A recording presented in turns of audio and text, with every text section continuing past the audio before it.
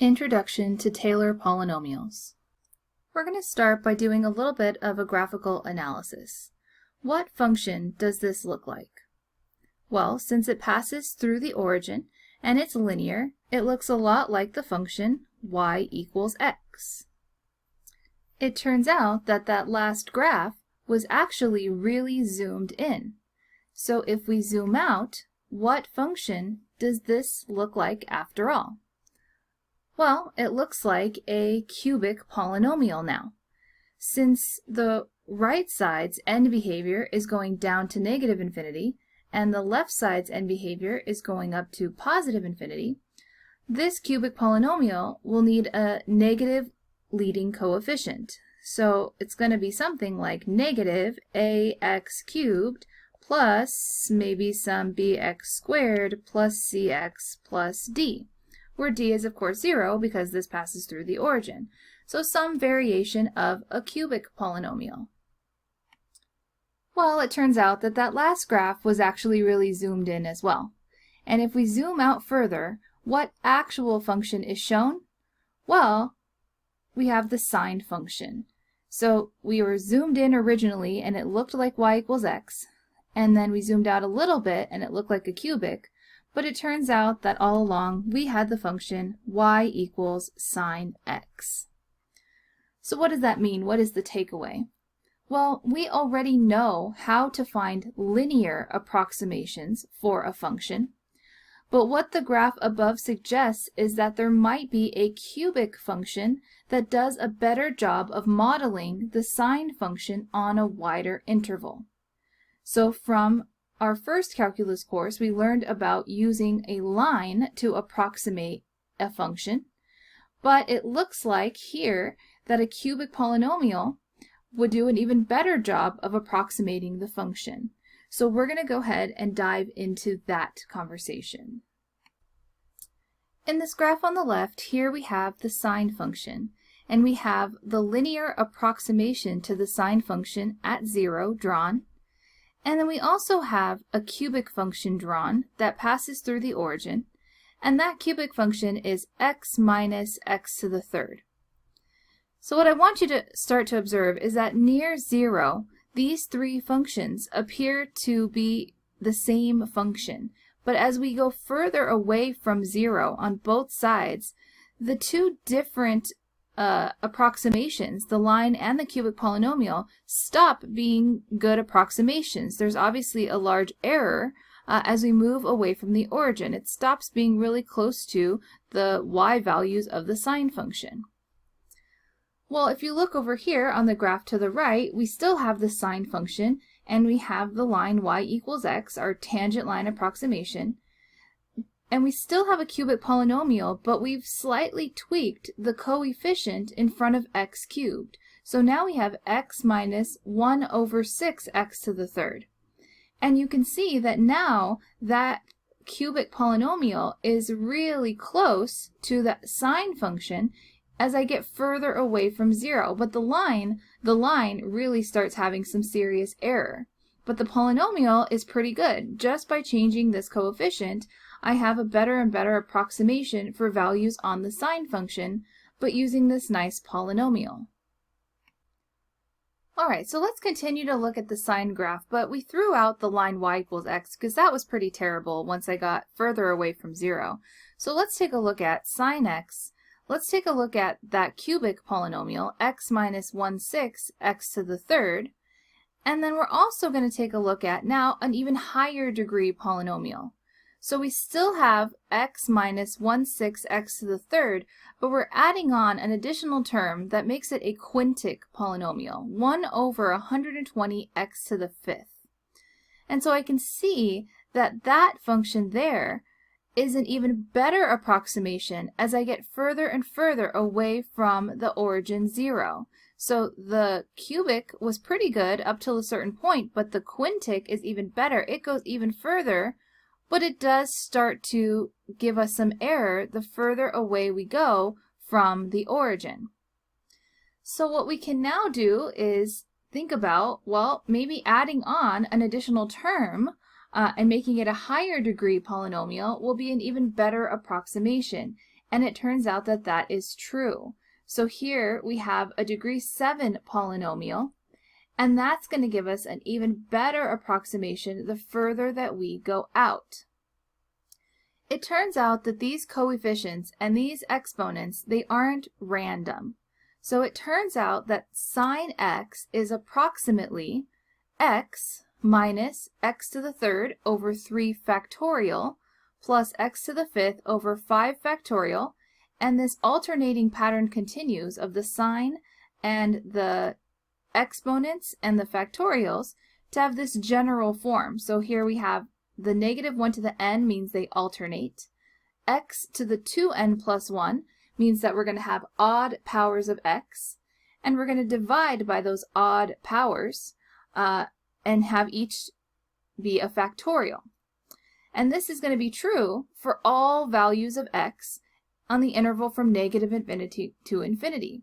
So the sine function can be approximated by polynomials, which is a great thing because a sine function is a transcendental function. It's hard to plug values into sine that aren't just really nice radian values like pi over 3, but we can plug any number into a polynomial and that work is a lot easier. So we're soon going to see how this polynomial was determined using derivatives. Before we go any further, we're going to emphasize the main idea. We are interested in these special polynomials, Taylor polynomials, because they give us a way to approximate transcendental functions that we cannot directly evaluate. They also allow us to work with transcendental functions in many other wider applications. Let's look ahead to a future application. In this example, we want to recall that by L'Hopital's rule, the limit as x approaches 0 of sine x over x is equal to 1. We want to use a Taylor polynomial to reach the same conclusion. We will have to approximate sine x, but as we noticed earlier, near 0, which is what our limit is approaching, our polynomials matched the sine function exactly. We will make this more exact in the future. So let's start by approximating f of x equals sine x over x with a polynomial. Well, sine x was approximately x minus 1 over 6 x to the third plus 1 over 120 x to the fifth. Sine x over x then can be approximated by taking the polynomial and dividing by x. Simplifying, x over x becomes 1. X to the third over x is x squared with the same coefficient, and x to the fifth over x is x to the fourth with the same coefficient. So now, if we want to evaluate the limit as x approaches 0 of sine x over x, we can approximate the limit as x approaches 0 of the polynomial representation. So 1 minus 1 over 6 x squared plus 1 over 120 x to the fourth. Evaluating this limit is nice because substituting in 0 for x means that we only have the constant term 1 remaining. So this was an example of an application for Taylor polynomials to evaluate limits. Now we're ready to define an nth Taylor polynomial. The nth Taylor polynomial of some function f of x centered at x equals a is the polynomial t sub n of x is equal to f of a plus f prime of a over 1 factorial x minus a, and this is to the first power, plus f double prime of a over 2 factorial times x minus a squared, plus the third derivative of f at a over 3 factorial x minus a to the third, plus, and this would go all the way up to the nth derivative at a over n factorial times x minus a to the n. So we want to start to notice the pattern here that if we're taking the first derivative, that corresponds to 1 factorial, and an exponent of 1 with the term x minus a. If I have a second derivative, that goes over 2 factorial, and then I have x minus a squared. And this repeats if we have a third derivative, we divide by 3 factorial, x minus a to the third, all the way up till our power of n if we wanted a degree n polynomial. So we can write this in condensed form as a series. So this series would go from I equals 0 to n, and we're taking the ith derivative at a over I factorial x minus a to the I.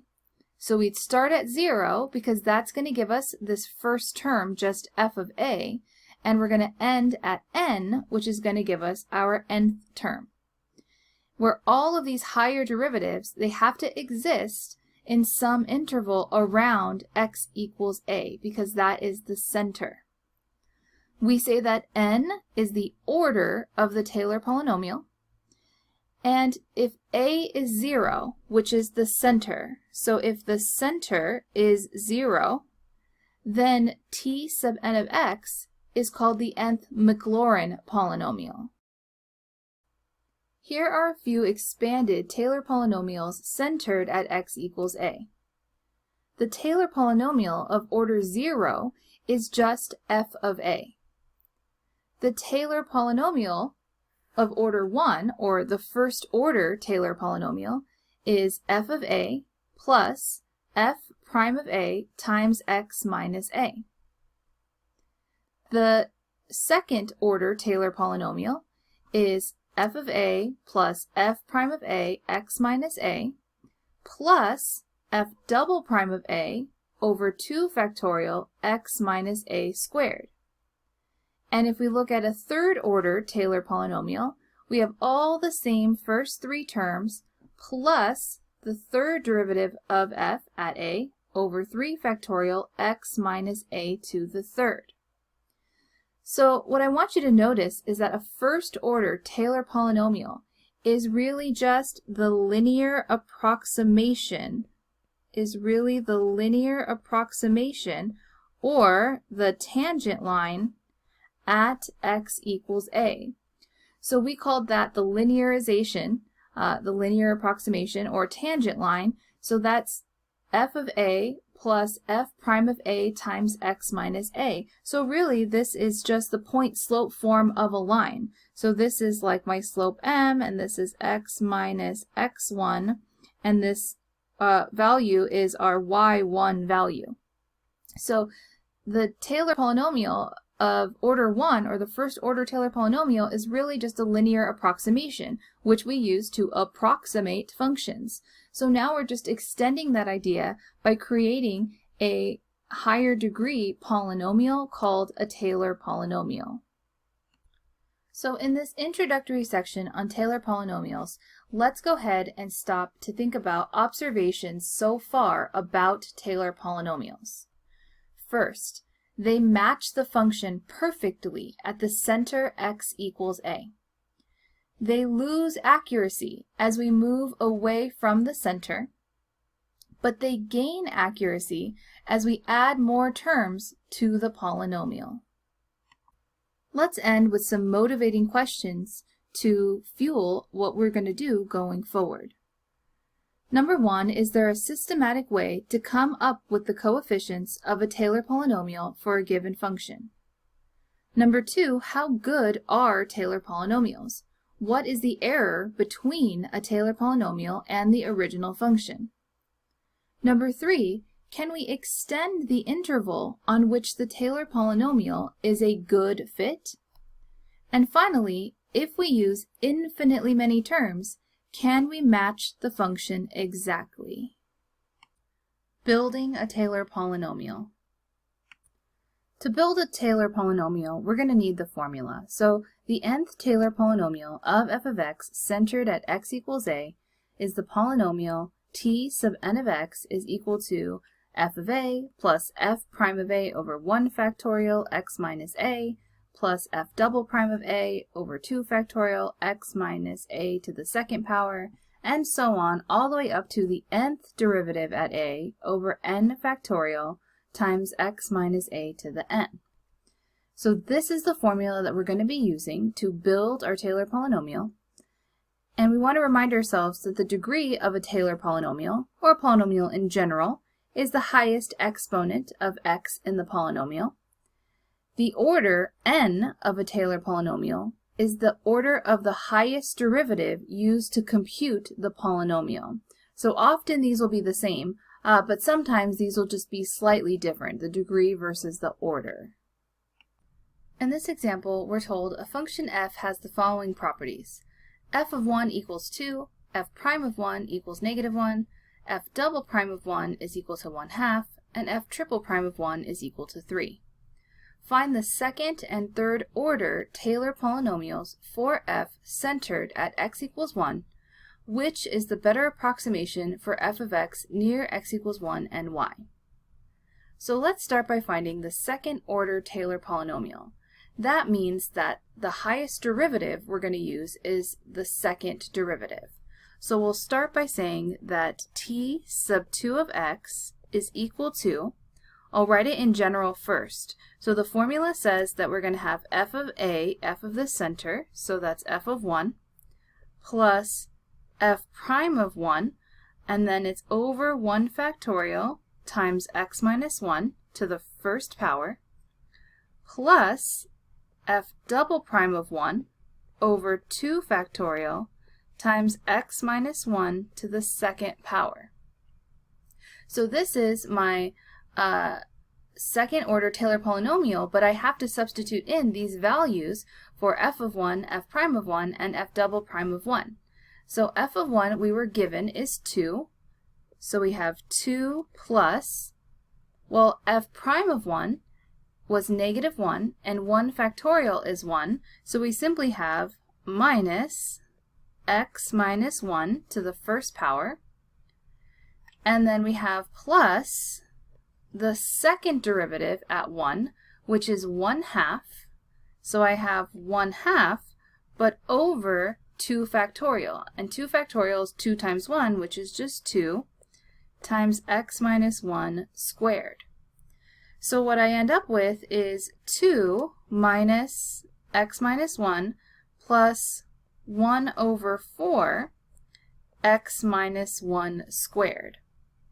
So this is the second order Taylor polynomial because the highest derivative I used was a second derivative. And it happens that this is also a degree 2 polynomial because the highest exponent of x I would end up with is an x squared. So now let's go ahead and find the third order Taylor polynomial. And that means that the highest derivative that we're going to use is the third derivative at 1. So what we're really doing is we're just going to go one additional term out. So I can go ahead and say this is t sub 2 of x, and that's part of my answer. But finding t sub 3 of x is simply going out one additional term here. So I'm going to go ahead and say that t sub 3 of x is equal to, I'm going to keep these first three pieces, so 2 minus x minus 1 plus 1/4 x minus 1 squared, but then the next one is going to end up looking like plus the third derivative over 3 factorial. So the third derivative, f triple prime of 1 over 3 factorial times x minus 1 to the third power. So I'm writing it generically first, but now I need to substitute in this value, which was just 3.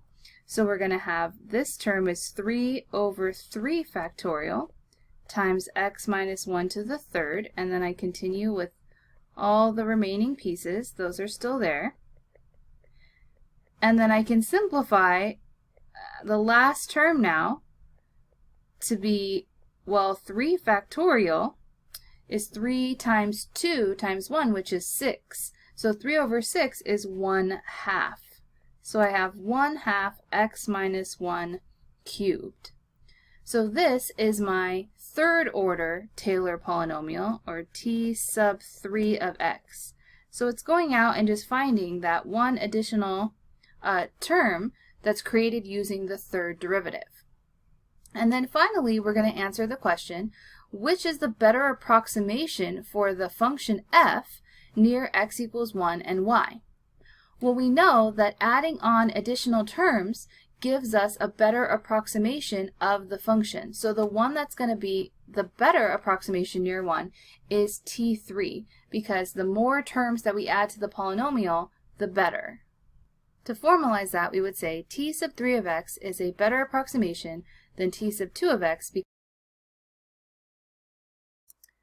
In this example, we want to find the third order Taylor polynomial for f of x equals the square root of x near x equals 1.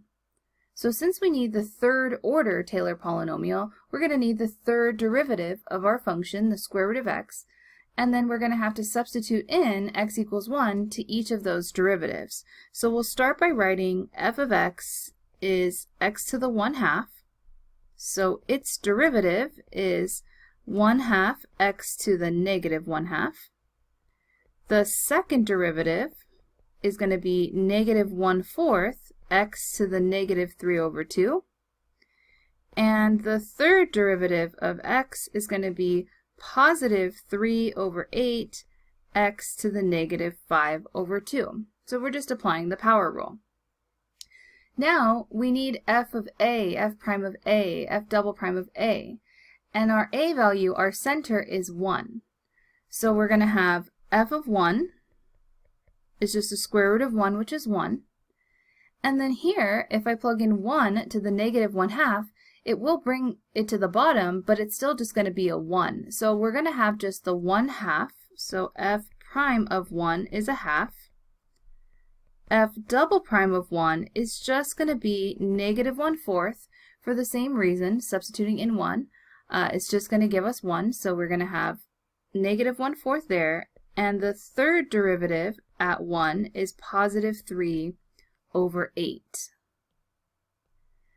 Now we can go ahead and start building our third order Taylor polynomial. So t sub 3 of x, in general, I'll write out, well, we were looking for f of 1 plus f prime of 1 over 1 factorial times x minus a being 1 to the first, plus the second derivative at 1 over 2 factorial x minus 1 squared, and the third derivative at 1 over 3 factorial times x minus 1 to the third. So this is the general formula, and then we substitute in the values that we found over here as scratch work. So f of 1 was 1, plus f prime of 1 was a half, so I get a half over 1 factorial, that's just a half, times x minus 1, plus, now we have f double prime of 1, which was negative 1/4, and then over 2 factorial, which is 2, times x minus 1 squared, plus f triple prime of 1, that was 3/8, so 3/8 divided by 3 factorial, which is 6, times x minus 1 cubed. And now it's just a matter of really simplifying these two coefficients. So the other two parts are fine, so we have 1 plus 1/2 times x minus 1, and then this is going to be minus, so here 1/4 divided by 2 is like 1/4 times 1/2, so we're going to have minus 1/8 x minus 1 squared. And then here, 3/8 over 6, well, that's 3/8 times, instead of dividing by 6 over 1, it's multiplying by 1 over 6. And here we can reduce, so we get 1 over 16. 1 over 16 x minus 1 to the third power. So this is my third order Taylor polynomial for f of x equals the square root of x near x equals 1. And just to tie it back to what we've been talking about, what was the point of doing this? Well, the square root of x is a transcendental function. So if I were to try to evaluate like the square root of 2, that's typically something I would plug into my calculator to find. But now this is an approximation for the square root function near 1. Well, 2 isn't super close to 1, but it's close enough. We could use this polynomial to approximate the value of the square root of 2 by simply plugging 2 into each x. So that's, well, again, what we're doing when we're finding these Taylor polynomials. The third order, because we use the third derivative, this also happens to be a third degree polynomial. In this example, we want to find the 6th degree Taylor polynomial for f of x equals cosine x near x equals 0. We're trying to find the 6th degree Taylor polynomial, so we are going to go up to using the 6th derivative here. At least, we want to make sure that we end up with the 6th degree Taylor polynomial. So we'll take 6 derivatives. So we have f of x is cosine x. The derivative of cosine x is negative sine x. The second derivative of cosine x is going to give me a negative cosine x. The third derivative is going to give me a positive sine x. The fourth derivative, and we stop using prime notation, is going to give me cosine x. The fifth derivative is going to give me negative sine x because we've now gone in a circle. And the sixth derivative is going to give me negative cosine x. Well, now we want to evaluate each of these at 0. So we're looking at f of 0, cosine of 0 is 1. F prime of 0, sine of 0 is 0. F double prime of 0, if I plug in 0 to cosine, I get 1, but there's a negative on the outside, so I get negative 1. The third derivative at 0, sine of 0 is 0. The fourth derivative at 0, cosine of 0 gets me back to 1. Hopefully we can see this pattern that's happening here. So we have now the fifth derivative at 0 is 0. And the sixth derivative at 0 is negative 1. So we have, again, cosine of 0 is 1 and a negative on the outside. So from here, we can start to build our Taylor polynomial. All right, so we're going to go ahead and say that t sub 6 of x is going to be f of a. Well, f of 0 is 1, so I'm just going to start substituting in automatically. And then plus, so here we're going to have 0 over 1 factorial, and then x minus 0 to the first power. So that term's actually going to disappear. Plus, now we're going to have the second derivative at 0, so that's negative 1 over 2 factorial, and then we're going to have x. It's going to be x minus 0 every time, but that's obviously just x, so I'm going to leave this as just x squared.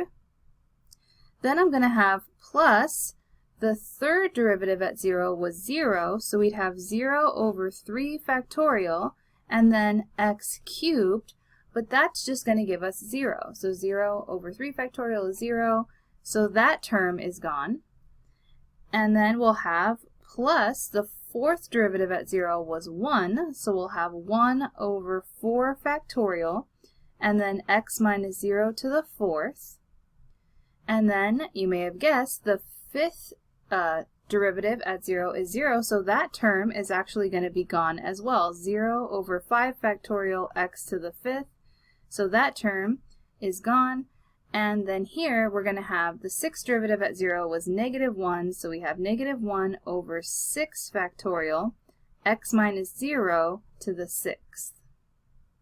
Alright, so we can see, what do we have left? We only have left the 1 and then all of the terms with even degrees. So we're going to have 1 minus 1 over 2 factorial is 2, so we have 1/2 x squared, plus, now we have 1 over 4 factorial. So 4 times 3 times 2 times 1 is going to give me 24. So I'm going to have plus 1 over 24 x to the 4th. And then we lose the odd degree, so we have minus 1 over, well, 6 factorial is a pretty big value already because factorials grow really fast. It's going to be 720. So we have 720 x to the 6th. So we do have, after using 6 derivatives, a degree 6 Taylor polynomial for cosine x near x equals 0. And so one of the things that I want you to just observe here is if I substitute in 0, well, all of these terms here are going to go away, and we know cosine of 0 is 1. So we can start to see that we have built a polynomial that does exactly represent cosine at 0 and then approximately represent cosine near 0. The other thing I would want you to notice is that since cosine is an even function, its polynomial representation should also be an even function, and we can see that it's consistent of terms that all have even degrees.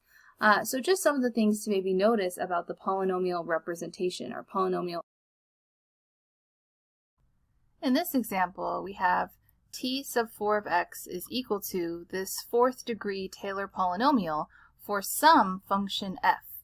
And we're working backwards here to find the value of a, f of a, f prime of a, f double prime of a, f triple prime of a, and the 4th derivative at a. So let's take a second to write the general formula for a 4th degree Taylor polynomial. So t sub 4 of x in general would look like f of a plus f prime of a over 1 factorial times x minus a plus, and so on, up to the 4th derivative evaluated at a over 4 factorial times x minus a to the 4th.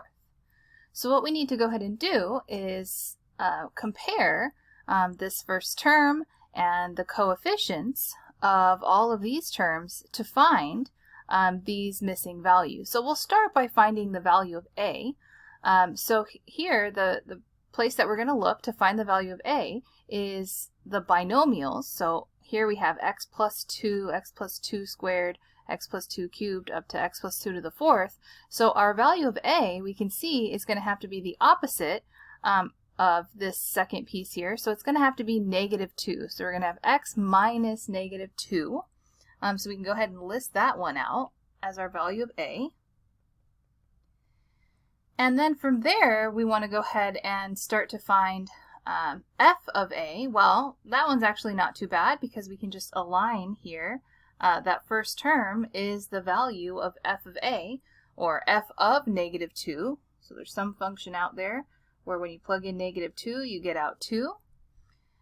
And then we're going to go ahead and try to find f prime of a next. And that means we're going to look at this coefficient here. Positive 3 has to equal the f prime of a over 1 factorial. Well, 1 factorial is just 1.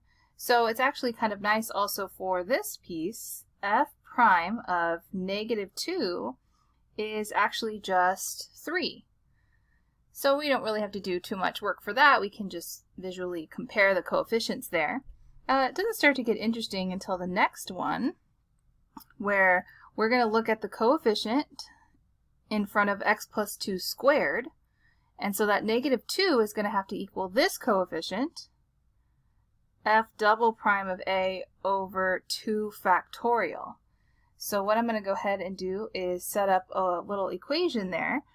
So f double prime of negative 2, that was the value of a, over 2 factorial, well 2 factorial is just 2, has to equal, so this whole coefficient here has to equal the coefficient in front of x plus 2 squared in the Taylor polynomial expansion. So it has to equal negative 2. And then we're simply going to solve this equation, where to solve for f double prime of negative 2, I'm going to multiply both sides by 2. So f double prime of negative 2 is just negative 4. So that is the value of f double prime of negative 2.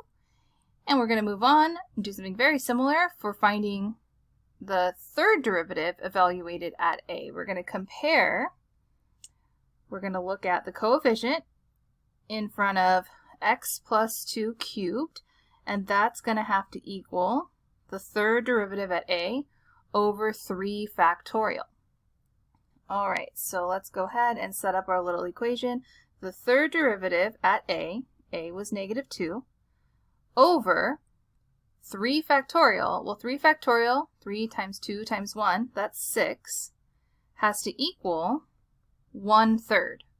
So this coefficient in general has to equal this specific coefficient. And then we're going to solve for the third derivative at negative 2 by multiplying both sides by 6. So the third derivative at negative 2, if I multiply both sides by 6 here, to cancel these out, 6 divided by 3 is positive 2. And finally, this last one, we're going to look at the fourth derivative evaluated at a over 4 factorial. That coefficient is going to have to equal negative 1/6. So they're the ones that go with the degree 4 term here. So setting those coefficients equal to each other, we're going to have the fourth derivative at a was negative 2, over 4 factorial. So 4 factorial is 4 times 3 times 2 times 1. So that's going to be 24. So we're going to have 24 over here is equal to negative 1/6.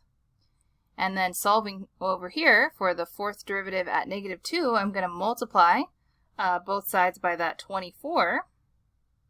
All right, so that these are going to cancel out. And then we'll end up with our fourth derivative at negative 2 is equal to negative 4. So 6 goes into 24 evenly as 4, and it was negative. So we have worked backwards here and found the values of a, f of a, and then all of the derivatives evaluated at a up till the fourth derivative.